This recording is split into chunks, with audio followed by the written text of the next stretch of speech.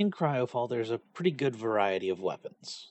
As far as melee weapons are concerned, for the most part, the best thing that you can craft at the time will always be the best weapon you could be using, provided that it's relatively easy for you to replace. For ranged weapons, it gets a little bit more complicated because there's a few major factors when deciding on what ranged weapon you're going to be using. You need to figure out, can you keep it fed with ammo easily, on top of the existing issues with producing the weapon in the first place.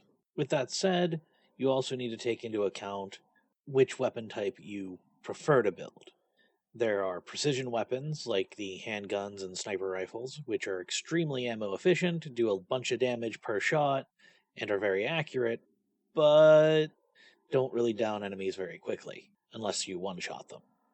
There are rapid-fire weapons that eat through your ammo very quickly, have a small spread, and down enemies the fastest, outside of being one shot. And then there's the shotguns that kind of take up the middle ground. They have a wider spread when compared to other weapons, but do solid damage and are ammo efficient at the same time. But you sacrifice effective range.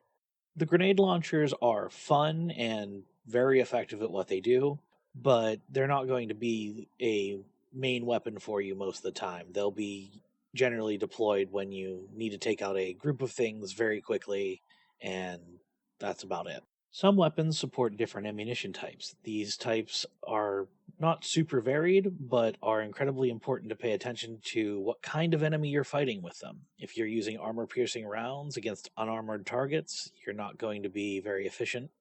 And if you're using hollow point rounds against an armored target, you're going to do basically zero damage to them. So if you choose to carry different round types, you will need to make sure to carry either both of them or the generic rounds, as well as whichever specialty round you want to carry. The grenade launchers fall into this category as well, but they're more elemental rounds.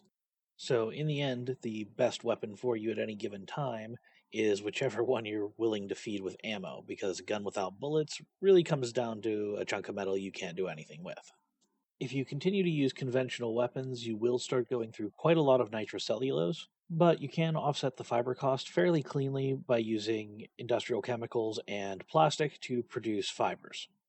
Eventually, you'll gain access to energy weapons, which basically become my bread and butter weapon for almost the rest of the game, because they're just incredibly ammo efficient, they're easy to keep fed, and if your power grid's pretty reasonable, you shouldn't have any problem recharging the power cells. Granted, you do need a gold supply to create the high-tech components to create the weapon itself, so keeping them repaired is not always the easiest.